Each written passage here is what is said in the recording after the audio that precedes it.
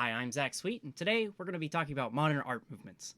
There have been lots of periods in history that have been identified and named after the fact, since the Romanesque period around 1000 AD, so we'll just keep it to a few, starting at the Renaissance and ending up around the time of contemporary art. Mr. Sweet, is the Renaissance really modern? That was like hundreds of years ago, and modern art is supposed to be simple shapes and blank pictures, made so rich people can pay less taxes. Well, I guess schools can't afford proper desks anymore. Well, me from the past, what you're probably thinking about is postmodern art, and there's a lot more to that subject than just shapes and tax breaks.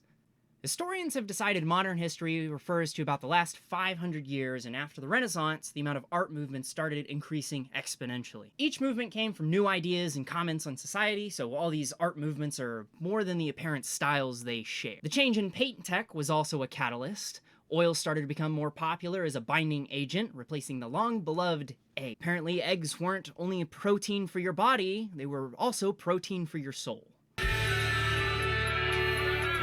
Yep, up until the 15th century, eggs were used as a binding agent, requiring artists to use specific techniques if they wanted to work. Tempera paints, also called egg tempera, was preferred by Leonardo da Vinci because of its quick-drying nature and ability to make their subject's flesh appear opaque and luminous. Once oil paints hit the market, artists flocked to take advantage of the new techniques Flemish painter Jan van Eyck pioneered. Oil paints could be mixed much more easily than tempera paints, letting artists make hues never before seen.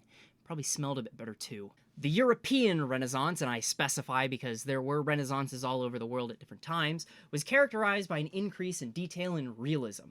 Looking at traditional medieval paintings give a much more obvious comparison. We might say it objectively looks better, but I argue art is subjective and artists can make style choices. Renaissance art is also not as easy manipulated to make Monty Python sketches. Moving on to the 18th century, the era of Romanticism was taking a foothold. Oil-based paints and the development of synthetic pigments made painting a way more affordable job. Ultramarine was traditionally made from lapis lazuli, mined in Afghanistan, but a synthetic copycat created in 1826, cerulean, did the job just as well, giving everyone access to a color that was worth its weight in gold. Before that, a German chemist was trying to make a red and ended up making the first and most well-known pigment, Prussian blue, or Prussisch Blau. Gotta use Duolingo for something. Impressionist painters like Van Gogh really loved their synthetic paints because of their cost and availability of colors. These synthetic pigments were just the start, though. Following centuries only gave us better paints. Starting in the late 19th and continuing into the 20th century, industrial manufactured resin paints were being utilized by some pretty big names in Expressionism.